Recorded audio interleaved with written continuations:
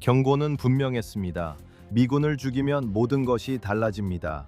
이제 요르단의 한 기지에서 공격이 발생해 미군이 사망했습니다. 밤사이 미국은 보복 공격을 감행했으며 이는 시작에 불과할 수 있습니다. 트럼프 행정부는 전쟁 확산 가능성에 대비해 수십 대의 공중구비기를 이스라엘로 급히 보내고 있습니다. 이 소식 등 다양한 소식을 오늘 예루살렘 미닛에서 전해드립니다. JNS-TV 예루살렘 미닛에 오신 걸 환영합니다. 저는 예루살렘에 있고 동료 알렉스 트레이머는 이번 주 출장 중이라 원격으로 함께합니다. 바로 시작하겠습니다. 지난 1시간 동안 이란이 아카바만을 향해 발사체를 발사해 요르단에서 경보가 울렸습니다. 동시에 이스라엘 방위군이 그 미사일 파편 일부를 요격했다는 소식도 전해지고 있습니다. 또한 밤사이 요르단에서 미군 병사 2명이 사망했습니다. 공격으로 부상당한 다른 이들의 정확한 상태는 아직 알려지지 않았습니다. 한 명의 병사는 실종된 상태입니다. 또한 미국 국무부는 이스라엘과 중동 전역에 여행 경보를 발령했습니다. 동시에 미국 국무부는 여행 중인 미국인들에게 전 세계적으로 경계를 늦추지 말라고 경고하고 있습니다. 알렉스, 지난 몇 시간 동안 정말 많은 일들이 벌어지고 있습니다. 네, 맞아요. 몇 주 전에 도널드 트럼프 대통령이 이 양해각서에 서명했을 때 이스라엘의 많은 사람들이 걱정하며 지금 멈출 수 있겠냐고 말했죠. 그리고 왜 이란인들이 미국과 성실하게 협상할 거라고 생각하십니까? 여기서의 분위기였고 저희도 그렇게 말씀드렸듯이 이야기는 끝나지 않았습니다. 그리고 아주 분명한 것은 이야기가 끝나지 않았을 뿐만 아니라 우리가 모두 예상했던 것보다 훨씬 더 빠르게 다음 장으로 넘어가고 있다는 점입니다. 우리는 어쩌면 이란인들이 유입되는 자금이나 챙길 것이라고 생각했습니다. 호르무즈 해협을 여는데 동의하고 핵 프로그램의 공식적인 종료 협상에는 결코 동의하지 않을 수도 있지만 해협 개방과 맞바꿔 휴전 합의에는 동의할 것이라고 생각했습니다. 하지만 몇 주가 지난 지금 적대 행위는 끝났지만 해협은 완전히 열리지 않았습니다. 이란인들은 계속해서 도널드 트럼프 대통령을 모욕하려 하고 그의 의지를 시험하려고 했습니다. 그리고 제가 정말 흥미롭다고 생각하는 점은 말씀하신 것처럼 요르단에서 미군 병사들이 사망했다는 사실을 보면 알 수 있습니다. 이란인들은 중동 전역에 공격했으며 요르단과 쿠웨이트도 공격받아 쿠웨이트에 큰 피해가 있었던 것 같습니다. 그들은 몇 달 만에 처음으로 사우디아라비아를 공격했습니다. 그리고 그들이 직접적으로 공격하지 않은 유일한 곳이 이스라엘입니다. 이제 당신이 아카바에서 공격이 있었다고 언급하셨죠? 저는 방금 기차에 있었기 때문에 지난 2시간 동안 무슨 일이 있었는지도 모르겠습니다. 하지만 대부분 후티 반군 소행일 가능성이 큽니다. 후티 반군은 이란의 대리 세력입니다. 그래서 그게 지금 가장 큰 질문인 것 같습니다. 즉, 이란이 이스라엘과의 충돌을 피하려고 하는가 하는 점이죠. 그게 바로 이스라엘 억지력의 정점 아니겠습니까? 그들이 이스라엘과 직접 엮이길 꺼리는 이유는 이스라엘이 끝까지 간다는 걸 알기 때문이죠.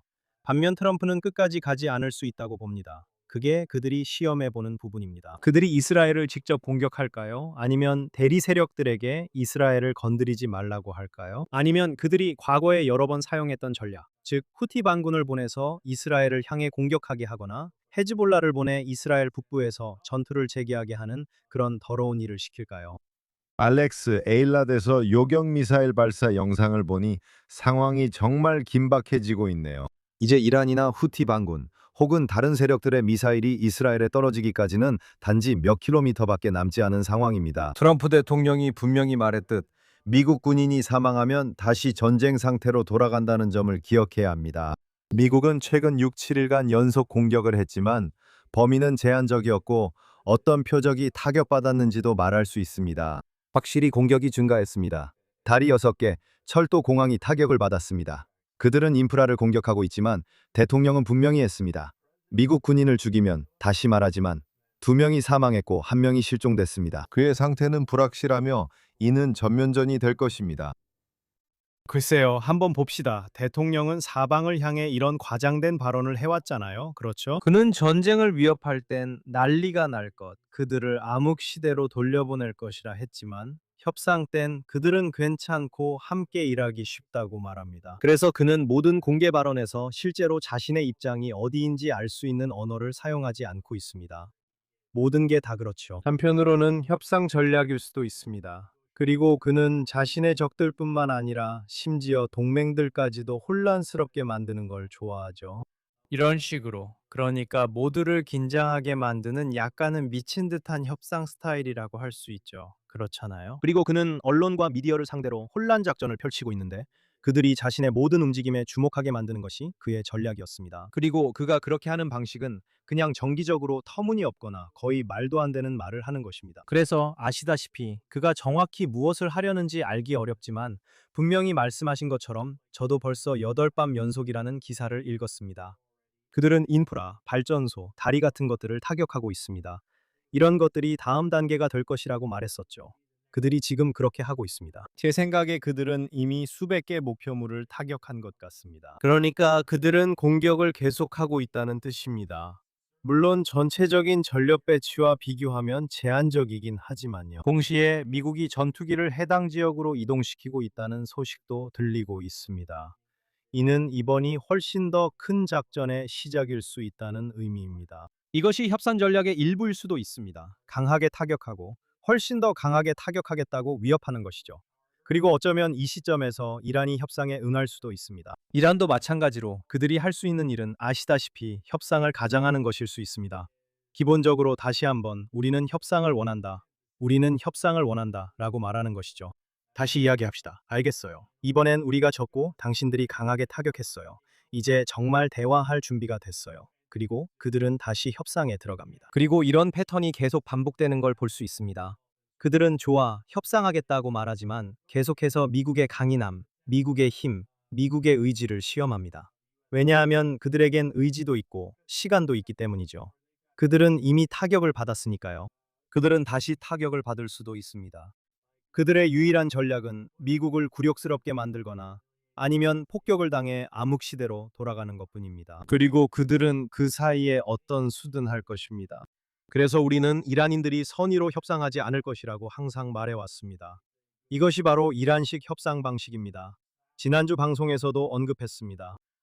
그리고 이제 우리가 다음 대규모 전쟁 국면의 시작으로 빠르게 치닫고 있을 수 있다는 점이 보이기 시작합니다. 그리고 다시 한번 여기서 가장 흥미로운 점은 지금까지, 그리고 이것이 계속될지는 모르겠지만 지금까지 이스라엘이 표적이 되지 않았다는 것입니다.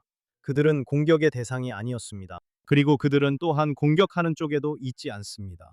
미국은 현재 이스라엘이 개입하지 않기를 선호하고 있는데 이스라엘이 개입하지 않으면 모든 측면에서 결과를 더 잘 통제할 수 있기 때문입니다. 이스라엘이 개입하게 되면 그들은 이 정권을 완전히 끝장내기 위해 나설 것입니다.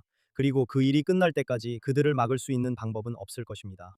알렉스, 지역으로 가는 전투기를 언급했죠. 동시에 미국의 공중급유기가 바로 이 시각에 이스라엘로 향하고 있다는 소식을 듣고 있습니다. 네, 그리고 공중급유기와 관련해서 내부적으로 여러 가지 문제가 있었습니다. 지난 몇 달 동안 이스라엘로 비행기를 타고 들어온 사람이라면 누구나 벤구리온 공항에 많게는 50에서 75대에 달하는 공중급유기가 주차되어 있는 것을 봤을 겁니다. 굉장히 이상한 광경입니다. 보통은 상업용 여객기나 유럽에서 오는 저가 항공사 비행기들이 터미널에서 떨어진 주차장에 세워져 있는 모습을 보게 되거든요. 보통 그런 비행기를 타려면 버스를 이용합니다. 저가 항공사는 터미널 대신 주차장 일부 공간만 임대합니다. 그리고 그 모든 주차장 자리는 급유 비행기들이 차지하고 있습니다. 그래서 교통부 장관 메리 레게브와 다른 관계자들은 미국의 급유 비행기들을 상업공항인 벤구리온에서 공군기지로 옮기라고 압박하고 있었습니다. 왜냐하면 지금까지는 항공사들이 다시 운항을 재개하려고 했지만 주차할 공간이 없었기 때문입니다. 그리고 기본적으로 공항 당국으로부터 최대 5만 편에 달하는 항공편이 취소될 수 있다는 위협이 있었습니다. 그리고 지난 3년간 전쟁 기간 동안 많은 목적지로 비행하지 못했던 이스라엘 사람들을 생각해보면 갑자기 전쟁이 끝나고 저를 포함한 많은 이스라엘 사람들이 해외에 나가게 되었습니다. 이제 그들은 출국할 기회를 찾고 있습니다. 그리고 공항의 모든 슬롯이 이미 차 있었습니다. 그래서 이제 합의가 이루어졌습니다. 벤구리온 공항에는 공중급유기 20대만 남길 수 있고 나머지는 이동해야 합니다. 하지만 이번에 다소 극적인 긴장이 고조되면서 미국이 비행기를 이동시키지 않을 뿐만 아니라 오히려 더 많은 비행기를 들여오고 있는 모습을 보고 있습니다. 알렉스, 동시에 이번 주 초에 트럼프 대통령이 호르무즈 해협에서 이란 선박과 항구에 대한 해상 봉쇄를 재개한다고 발표했습니다. 동시에 물론 이란은 우리가 해협을 통제하고 있다고 말합니다. 우리는 어떤 선박이 호르무즈 해협을 통과할 수 있는지 결정할 것이라고 밝히고 있습니다. 실제로 누가 해협을 통제하고 있는지에 대해 들은 최신 소식은 무엇입니까? 트럼프 대통령이 다시 한번 해협이 폐쇄됐다고 말한 것의 의미에 대해 이야기해 봅시다. 봉쇄가 재개될 것이라고 했죠? 네, 현재 호르무즈 해협의 실제 통제자가 누구인지 잘 모르는 것 같습니다. 우리가 아는 것은 이란이 다시 한번 해협 안에서 선박들을 표적으로 삼고 있다는 점입니다. 오만은 남쪽 통로를 제공하겠다고 했죠. 미국은 해협에서 기뢰를 제거하려고 노력해 왔습니다. 이란이 선박을 공격했다거나 선박이 기뢰에 부딪혔다는 위협이나 주장도 있었습니다. 미국과 센트콤은 사실이 아니라고 말하고 있습니다. 하지만 현재 상황은 해협이 사실상 열려 있지 않다는 것입니다. 양측 모두 해협이 열려 있지 않다고 말하고 있습니다. 이란도 해협이 열려 있지 않다고 주장하고 있습니다. 그리고 미국은 다시 한번 이란의 봉쇄 조치를 취하고 있다고 말하고 있습니다. 그래서 지금은 양측 모두 이 가장 중요한 해상 통로에 대해 사실상 세계 석유와 가스의 20%가 지나는 길이 실제로 열려 있지 않다고 합니다. 양측 모두 이 양해각서 MOU의 주목적이 휴전의 대가로 해협을 개방하는 것이었지만 한편으로는 해협이 열리지 않아 양해각서가 위반됐다고 주장하고 있습니다. 그리고 다른 한편으로는 이란과 미국 모두가 공격을 가하고 있습니다. 알렉스, 당신이 언급했듯이 이 시점에서 이스라엘은 개입하지 않았지만 네타냐후 총리는 이번 주에 이스라엘이 공격을 받으면 대응이 매우 강경할 것이라는 분명한 메시지를 보냈습니다. 그는 지금까지 일어난 일의 반복이 되지 않을 것이라고 말했습니다. 완전히 다른 사건이 될 것이라고 했습니다. 총리의 영상을 함께 보시죠. 이란인들에게 말합니다. 우리를 두려워하지 마십시오. 우리가 공격당하면 우리는 힘으로 대응할 것입니다. 하지만 이것은 지금까지와 같은 반복이 아니라 전혀 다른 일이 될 것입니다. 이건 방송입니다. 알렉스, 그 영상에 대해 어떻게 생각하세요? 제 생각에 총리가 하려고 하는 것은 억지력을 확립하는 것 같습니다. 그리고 이것이 바로 원하는 바죠. 매우 흥미롭습니다. 다들 이스라엘이 지나치게 행동했다고 말하죠. 그리고 트럼프 대통령조차도 비비가 가끔씩 너무 나간다고 말했습니다. 자신이 그를 제어하려고 한다고 했죠. 기본적으로 총리가 하려는 게 뭘까요? 한편으로는 하마스를 몰아내고 그들의 전투 능력을 무력화하려는 겁니다. 헤즈볼라에 대해서도 마찬가지입니다. 그리고 하려는 것은 사실상 억지력을 구축하는 것입니다. 이 시점에서 이란이 이스라엘과 직접적으로 충돌하고 싶지 않고 이스라엘이 이 전쟁을 시작했음에도 불구하고 이스라엘을 직접 공격하고 싶지 않다면 맞죠? 지금 팔레스타인 광장, 그러니까 테헤란에서 트럼프와 그의 가족들이 관에 들어가 있는 사진이 있고 모두가 트럼프를 죽이겠다고 말하고 있는 걸 볼 수 있습니다. 하지만 2월에 이 전쟁이 시작된 첫날 실제로 무슨 일이 일어났는지 보면 최고 지도자 하메네이를 실제로 제거한 사람이 누구였습니까? 바로 이스라엘이었습니다. 네, 이스라엘이 했습니다. 물론 미국의 지원과 어쩌면 비행기에 연료를 공급해주고 전폭적인 지원을 했다는 건 분명합니다. 하지만 공격을 감행한 건 이스라엘이었습니다. 그런데도 여기서 보면 이란은 이스라엘을 공격하는데 매우 주저하고 있습니다. 하지만 그렇다고 해서 억지력이 계속 유지된다는 뜻은 아닙니다. 지금 이스라엘이 이 전쟁에 계속 관여하지 않을 거라고 예측하고 싶지 않습니다. 이란이 이스라엘을 공격하지 않을 거라고도 예측하고 싶지 않습니다. 이란의 대리 세력들이 이스라엘을 공격하지 않을 거라고도 예측하고 싶지 않습니다. 하지만 그동안 적어도 미국이 공습을 재개한 지난 8일 동안 이스라엘이 효과적으로 이란이 직접 공격하는 것을 억제해 왔습니다. 그리고 이 억제력이 계속 유지될 가능성도 매우 높습니다. 알렉스, 가능하다면 다음 주제로 넘어가고 싶어요. 이번 주에 중요한 인터뷰가 있었어요. 저는 부통령 JD 벤스가 조 로건 익스피리언스에 거의 3시간 동안 출연한 것을 말하는 겁니다. 이 팟캐스트는 세계에서 가장 인기 있는 팟캐스트 중 하나입니다. 부통령 벤스는 미국과 이스라엘의 관계에 대해 지금까지 가장 강경한 공개 발언을 했습니다. 이 클립을 함께 보시죠. 하지만 저는 이스라엘 정부 내 군사작전을 계속하기 위해 실제로 우리 정책을 바꾸려고 하는 사람들이 있다는 것을 의심의 여지 없이 알고 있습니다. 그들의 체계 안에는 전쟁을 무기한 계속하기 위해 미국 여론을 조작하고 바꾸려는 사람들이 있다는 것을 우리는 의심의 여지 없이 알고 있습니다. 다시 말하지만 어떤 목표를 위한 게 아니라 그저 무기한으로 하자는 겁니다. 그래서 JD 벤스와의 인터뷰에서 미국과 이스라엘의 관계를 비판했고 에프스타인 파일을 포함한 여러 문제를 제기하면서 제프리 에프스타인과 관련된 일에 이스라엘 정보기관 최고위층과의 연관성이 있다고 말했습니다. 하지만 가능하다면 우선 미국 부통령의 시각과 생각에서 미국과 이스라엘의 전반적인 관계부터 시작해보죠. 부통령의 시각은 공화당의 우파에서 볼 수 있는 시각과 매우 비슷하다는 것이 분명하다고 생각합니다. 터커 칼슨 쪽, 즉 이스라엘이 미국을 좌지우지하고 있다는 식의 주장입니다. 이제 벤스가 하지 않은 것은 미국이 이 전쟁에 참여하는 것이 미국의 이익이 아니었다고 공개적으로 말하는 것입니다. 부통령은 이것이 미국의 이익에 부합한다고 계속 말해왔습니다. 만약 그가 이스라엘의 이익만을 위한 것이라고 밝히면 미국 대통령을 곤란하게 만들기 때문입니다. 그래서 그는 그렇게 하지 않습니다. 하지만 그가 실제로 한 것은 공개적으로 조직적이고 자금 지원이 충분한 세력이 있다고 말한 것입니다. 그 세력은 벤스와 다른 이들에게 전쟁이 끝나지 말아야 하며 무기한 계속되어야 한다고 설득하려 해왔습니다. 그리고 실제로 보수적인 사상가들이 이스라엘에 의해 고용되고 돈을 받아 미국 의원들이 전쟁을 계속하도록 압박하는 캠페인을 만들고 있다는 것입니다. 여기서 문제는 이 이야기 중 일부는 사실이라는 점입니다. 그렇죠? 하지만 모든 점을 연결하는 것은 옳지 않습니다. 맞죠? 그러니까 기본적으로 전쟁이 멈추는 걸 원하지 않았던 이스라엘 사람들이 있었냐고요? 당연히 있었습니다. 이스라엘의 총리나 외무장관 그리고 다른 사람들이 미국의 전쟁이 계속되길 바란다고 아주 분명하게 말했냐고요? 네, 분명히 그렇게 말했습니다. 왜일까요? 왜냐하면 이스라엘의 전쟁 목표는 정권 교체였기 때문입니다. 그리고 지금 여기서 분명히 볼 수 있는 것은 몇 주가 지난 지금 최고 지도자가 실각했다는 겁니다. 최고 지도자의 아들이 어디 있는지도 모릅니다. 누군가가 최고 지도자의 아들 이름으로 트윗을 올리고 있습니다. 하지만 사실상 지금 나라를 통치하고 있는 사람이 누구든지 간에 같은 정권의 연속입니다. 그래서 완전한 정권 교체가 이루어진 것은 아니고 이스라엘은 정권 교체를 원하고 있습니다. 이스라엘이 충격을 받은 것은 의심의 여지가 없습니다. 저는 그 충격을 총리 본인에게서 직접 보았습니다. 조약 추진이 진행되고 있고 양해각서 협상이나 휴전, 분쟁 종식을 시도하고 있다는 사실에 이스라엘은 충격을 받았습니다. 그는 이란이 다시 한번 핵무기를 향해 질주하고 탄도미사일을 복원하려는 매우 위험한 위치에 놓이게 됐다고 느꼈습니다. 그리고 지금은 마치 분노한 우리 속의 호랑이와도 같습니다. 그래서 분명히 이스라엘인들은 전쟁이 계속되길 원했지만 총리 자신은 항상 이렇게 말했습니다.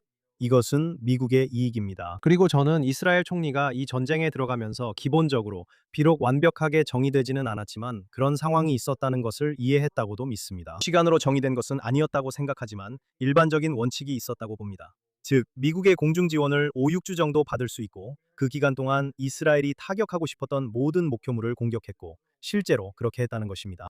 이스라엘이 전쟁이 계속되기를 원했나요? 네, 분명히 그렇습니다. 이스라엘이 다시 전쟁에 뛰어들 준비가 되어 있나요? 확실히 그렇습니다. 그들도 그렇게 말했습니다. 총리는 미국이 이스라엘을 대기 상태로 두는 것을 허용하고 있습니다.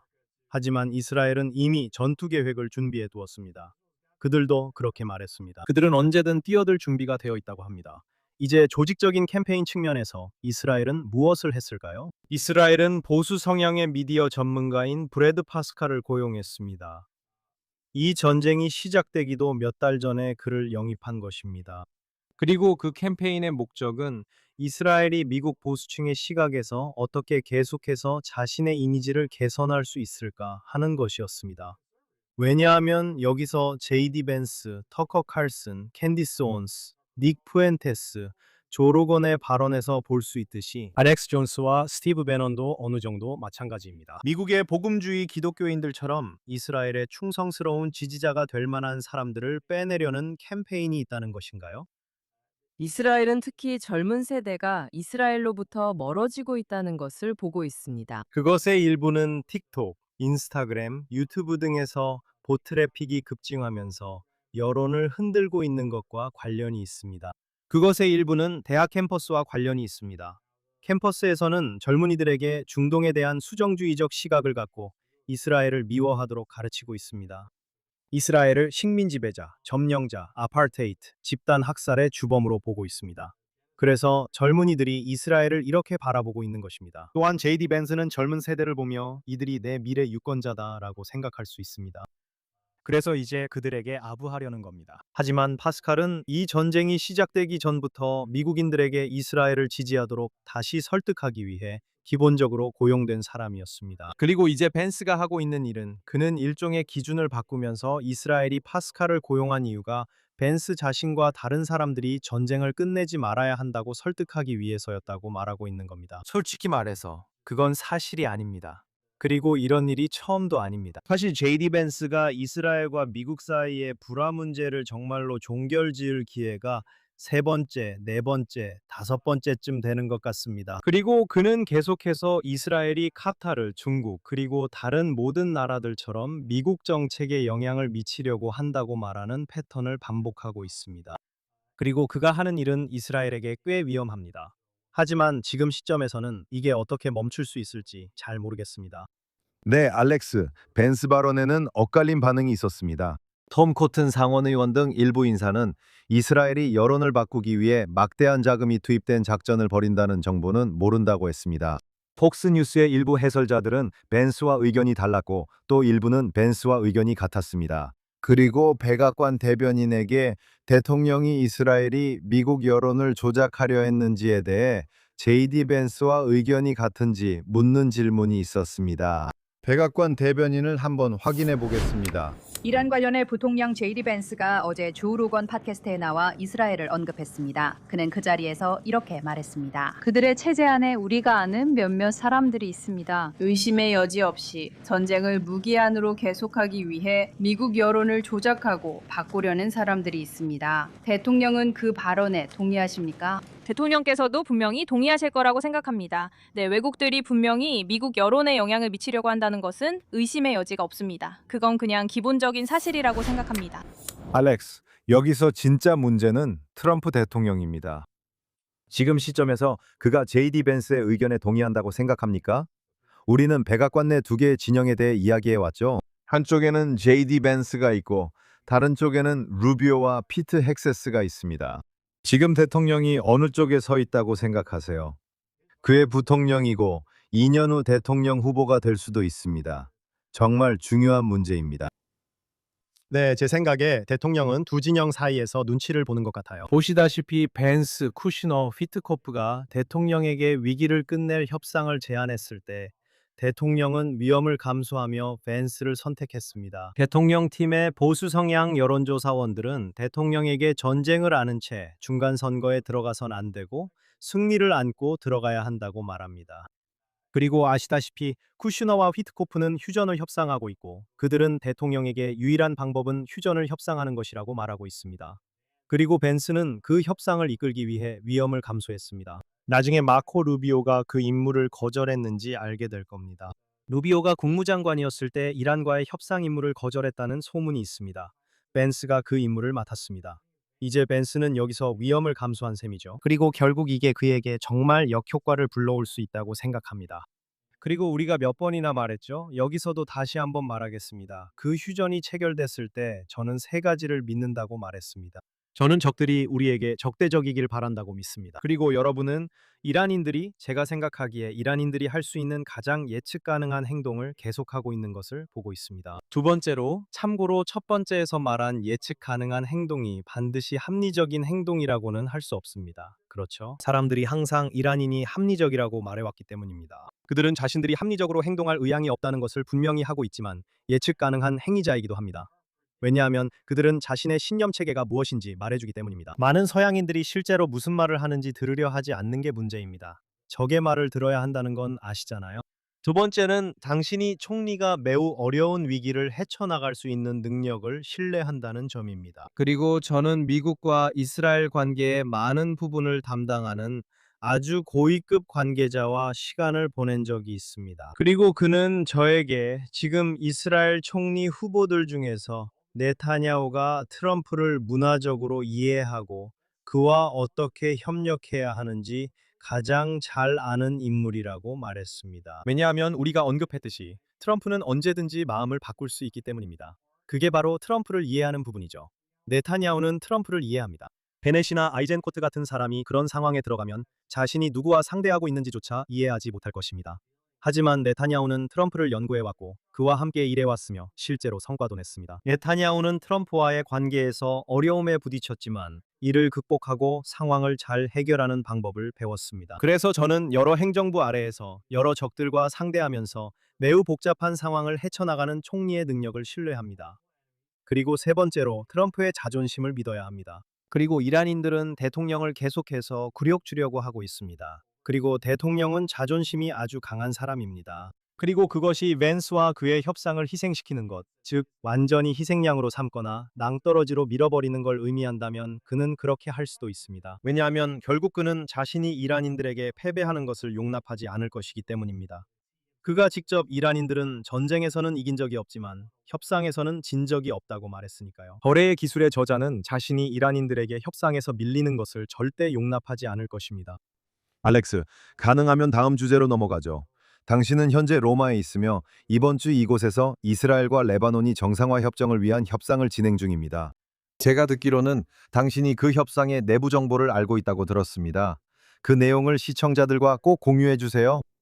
네, 저는 로마에서 협상이 끝난 직후 그 협상에 직접 참여한 이스라엘 고위 관계자 몇 명과 이야기를 나눴습니다.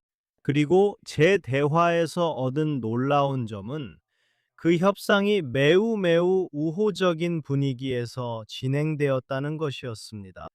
그 협상에서는 이스라엘과 레바논 모두 헤즈볼라를 제거하려는 동일한 목표를 가지고 있다는 공감대가 형성돼 있었습니다. 몇 주 전에 예비 합의가 이루어졌는데 그 합의에서 레바논이 처음으로 남부 레바논에 있는 이스라엘의 군사적 존재를 실제로 인정했습니다. 이제 레바논 측에서 이스라엘이 가능한 한 빨리 레바논에서 철수하기를 원한다는 공개 성명을 발표한 것을 보셨을 겁니다. 레바논 정부 내에는 여러 파벌이 있다는 점을 기억하세요. 예를 들어 레바논 국회의장은 시아파로 헤즈볼라와 밀접하게 연계되어 있습니다. 그래서 그는 매우 공격적인 발언을 해왔습니다. 아운 대통령은 아슬아슬한 줄타기를 하고 있습니다. 그는 정부 유지를 위해 애쓰고 있으며 헤즈볼라가 나가길 바라지만 헤즈볼라의 위협을 받고 있습니다. 흥미롭게도 아운이 이번 주 트럼프 대통령을 만납니다. 이것은 역사적인 만남으로 레바논 대통령이 2009년 이후 처음으로 워싱턴을 방문하는 것입니다. 저는 네타냐후 총리가 실제로 아운의 회담 전에 워싱턴에서 대통령과의 만남을 원했고 린지 그레이엄의 장례식에 참석하기 위해 방문하는 것도 고려했다는 것을 알고 있습니다. 그 장례식은 7월 28일로 연기된 것으로 보입니다.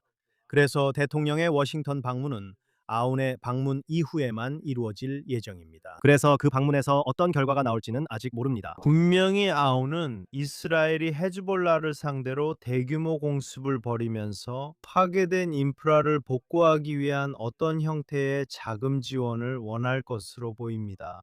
하지만 이스라엘과 레바논 모두 헤즈볼라의 세력이 약화되는 데 공통의 이해관계를 가지고 있습니다. 우리는 이 협상 진행을 지켜봐야 합니다. 그리고 마르코 루비오 국무장관이 이스라엘과 이란 간의 협상에 참여하지 않거나 원하지 않았다는 점도 지적할 필요가 있다고 생각합니다. 루비오입니다. 사실 레바논과 이스라엘 간의 협상을 추진해온 주요 미국인은 바로 그 사람입니다. 그리고 이미 보도되고 있고 저도 확인했는데 8월 4일에 다시 한번 로마에서 추가 협상 라운드가 잠정적으로 예정되어 있다고 합니다. 그리고 중요한 점은 이 협상들이 로마에서 진행되고 있다는 것입니다. 양측 모두 첫 번째 라운드가 열렸던 미국보다 중동에 좀 더 가까운 곳에서 협상이 이루어지기를 원했습니다. 하지만 양측, 즉 이스라엘과 레바논 모두 기본적으로 이탈리아가 양국 모두에게 도움이 된다고 생각하고 있습니다. 이는 만약 이 협상이 프랑스에서 열렸다면 프랑스가 명백히 레바논 편에 서 있기 때문에 달랐을 것입니다. 그리고 제 생각에는 프랑스가 헤즈볼라 편에 더 가깝고 이스라엘에는 매우 반대하는 입장입니다. 그래서 이스라엘과 레바논 모두 로마에서 이 협상을 진행하는 것에 대해 편안함을 느끼고 있습니다. 그리고 양측 모두 앞으로 실제로 어떤 형태로든 진정한 정상화에 이를 수 있다고 생각하기 때문에 또 한 번의 협상이 있을 것으로 보입니다. 그것에는 경제 협력이 포함될 수 있고 방위 협력이 포함될 수 있으며 아마도 장기적으로는 관광객들이 국경을 오가는 것까지도 포함될 수 있습니다. 알렉스, 보도에 따르면 네타냐후 총리가 곧 미국을 방문해 트럼프 대통령을 만날 수 있다고 합니다. 동시에 네타냐후 총리가 9월에 유엔 총회 참석을 위해 뉴욕시를 방문한다면 뉴욕시 시장 조아르 맘다니가 네타냐후 총리가 뉴욕시에 들어올 경우 체포할 수 있을지 고민하고 있습니다. 또한 맘다니 시장은 네타냐후가 헤이그에서 재판받아야 한다고 믿는다고 말했습니다. 그는 전범입니다. 이 영상을 함께 보시죠. 저는 네타냐후 총리가 헤이그에서 재판받아야 한다고 믿습니다. 그는 국제형사재판소에 의해 기소된 전범입니다. 그리고 여러분이 알게 될 것은 그의 행동이 지난 여러 해 동안 초래한 일들 때문에 많은 사람들이 같은 의견을 가지고 있다는 사실입니다. 저는 또한 뉴욕시의 법을 따르겠다고 말했습니다.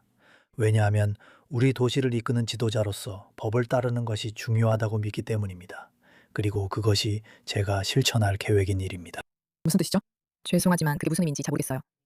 즉, 뉴욕시에서 법이 저에게 허용하는 범위 내에서만 행동하겠다는 뜻입니다. 하지만 그 목적을 위해 저희가 임의로 법을 만들지는 않을 것입니다. 법적으로 허용되는 것은 무엇인가요? 그 부분은 저희 법무팀과 적극적으로 논의 중이며 우리 시에서 어떤 가능성이 있는지 검토하고 있습니다. 알렉스, 네타냐후 총리가 9월에 뉴욕시에 방문하면 체포될 가능성이 실제로 있나요? 제가 보기에는 미국 유엔 대사인 마이크 월츠의 트윗을 살펴보는 것이 정말 도움이 될 것 같습니다.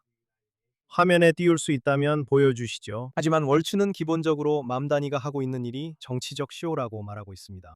그리고 그는 미국이 국제형사재판소의 서명국이 아니라고 설명하고 있습니다. 이스라엘처럼 미국도 이 캥거루 법정, 즉 국제형사재판소의 당사국이 아닙니다. 알다시피 다른 사람들은 재판은 없었고 판결도 없었다고 지적하고 있습니다. 단지 체포영장 발부 요청만 있었을 뿐이라는 거죠. 그리고 한편으로는 미국은 회원국도 당사국도 아니기 때문에 관할권이 없다는 것입니다. 그리고 두 번째로, 만약 총리가 유엔에서 연설하기 위해 뉴욕에 온다면 국가 원수들은 유엔에서 연설할 때 외교적 면책 특권을 갖고 있다는 점입니다. 그래서 수년 동안 이란 지도자들이 유엔에서 연설할 수 있었던 것입니다. 팔레스타인 지도자들도 유엔에서 연설하러 온 적이 있습니다. 왜냐하면 유엔은 기본적으로 국가 원수들에게 외교적 면책 특권을 제공하기 때문입니다. 그리고 네타냐후 역시 분명히 국가 원수입니다. 그래서 월츠는 이를 정치쇼이라 부릅니다. 총리는 언제든 가능할 때마다 유엔 무대에 올라 이스라엘의 입장을 전 세계에 알릴 수 있는 기회를 항상 높이 평가해 왔습니다. 이곳은 네타냐후가 가장 잘 아는 곳입니다. 그는 전 이스라엘 유엔 대사였습니다. 이곳은 그의 외교 경력에서 가장 먼저 거쳤던 곳 중 하나입니다. 작년에도 그는 그곳에서 연설했습니다. 그래서 만약 일정이 맞는다면 올해는 일정이 매우 복잡하다고 생각합니다. 유대인 명절과 초막절이 유엔 고위급 주간과 겹치기 때문입니다. 하지만 총리가 갈지 안 갈지는 지켜봐야 할 것 같습니다.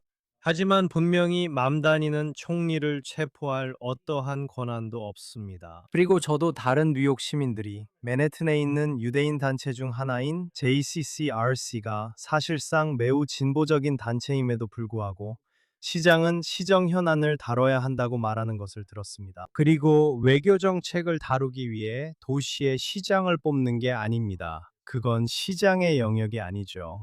그래서 마이크 월츠가 말했듯이 여기서 벌어지는 건 말 그대로 정치적 쇼일 뿐입니다. 알렉스, 이번 주에 미국과 이스라엘 관계에 대해 이야기할 수 있습니다. 하원은 이스라엘 군사 지원 삭감안을 거부했습니다. 비록 부결되긴 했지만 여기서 나온 숫자들은 충격적입니다. 314명이 이스라엘에 대한 군사 지원을 중단하지 않기로 투표했습니다. 104명이 이 조치에 찬성표를 던졌고 10명은 기권했습니다. 그래서 여기서 우리는 표결은 부결됐다는 상황을 보게 됩니다. 하지만 그렇다 하더라도 여전히 104명 제 생각에는 대부분이 민주당 소속 의원들이 미국의 이스라엘 군사 지원에 반대표를 던졌습니다. 그리고 다시 말씀드리지만 이스라엘이 군사 지원을 끊고 싶다고 말하는 그런 현실을 이야기하는 것이 아닙니다. 그게 요점이 아니었습니다. 그들이 전달하고자 했던 요점은 그들이 이스라엘의 가자 지구와 레바논에서의 방어 조치를 지지하지 않는다는 것이었습니다. 그들은 그것을 공격적인 행동으로 보고 이것을 공세를 위한 지원으로 간주합니다. 네, 일단 첫 번째로 전체 투표수를 보면 제 말은 이스라엘에 대한 군사 지원에 압도적으로 찬성표가 많았죠. 맞죠? 304표가 나왔고 반대는 약 100표 정도였습니다. 제가 본 바로는 거의 모든 공화당원이 지원에 찬성표를 던졌습니다. 공화당 내에서 아마 한 명 정도만 반대표를 던진 것 같아요. 몇몇은 기권했습니다. 하지만 기본적으로 압도적인 대다수의 공화당원들은 이스라엘에 대한 군사 지원이 계속되기를 원합니다. 그리고 민주당원들의 약 절반이 군사 지원에 반대표를 던졌는데 이는 어쩌면 다소 고무적인 일일 수도 있습니다. 민주당원들 중 절반만이 군사 지원을 원하지 않습니다. 이제 제 생각에 여러분이 추측할 수 있는 것은 그 수가 더 많아질 수도 있다는 겁니다.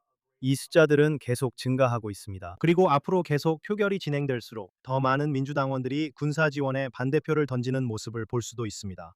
그리고 더 많은 공화당원들도 군사 지원에 반대표를 던지는 모습을 볼 수도 있습니다. 그리고 이것은 우리가 여기서 처음 논의했던 주제 중 하나로 다시 돌아가게 만듭니다. 바로 JD 벤스의 발언이죠. 맞죠? 그래서 여러분이 보고 있는 것은 벤스 자신이 실제로 군사 지원에 반대표를 던질 공화당원들의 입장을 선호하거나 그쪽으로 기울고 있다는 점입니다. 그는 매우 미묘하지만 매우 중요한 방식으로 군사 지원에 대한 논거가 여기서는 큰 의문 부호라는 점을 제기하고 있는 것 같습니다. 그래서 앞으로 정말 주의 깊게 지켜봐야 할 부분이 바로 이것입니다. 다시 말하지만 정말 어려운 상황입니다. 이스라엘 총리 베냐민 네타냐후는 분위기를 파악하고 미국인들 사이에서 이스라엘에 대한 군사 지원을 원하지 않는 사람이 점점 더 늘고 있다는 점을 인식해야 한다고 생각합니다. 설령 이스라엘에 대한 군사 지원의 필요성이 미국의 입장에서 매우 크다고 하더라도 저는 모두가 요람 에딩거의 글을 읽고 들어보길 권합니다. 그는 이 주장을 누구보다도 잘 설명한다고 생각합니다. 이스라엘에 대한 군사 지원은 사실상 미국이 이 관계를 통해 얻는 이익 측면에서 미국의 큰 이득이라는 것입니다. 저는 전 주미대사이자 전 전략문제장관 론 더머가 항상 이렇게 말했다는 걸 압니다. 이 주장은 쉽게 알 수 있지만 사람들이 잘 설명하지 못합니다. 미국이 얻는 이익은 10년에 걸쳐 지급되는 380억 달러보다 훨씬 더 가치가 있습니다. 그리고 미국이 이스라엘에 제공하는 원조는 유럽의 나토 국가들이나 한국, 일본 또는 다른 지역에 있는 미군 기지에 쓰는 돈에 비하면 훨씬 적은 금액입니다. 그리고 이스라엘은 실제로 미국의 전진 군사기지 역할을 하고 있습니다.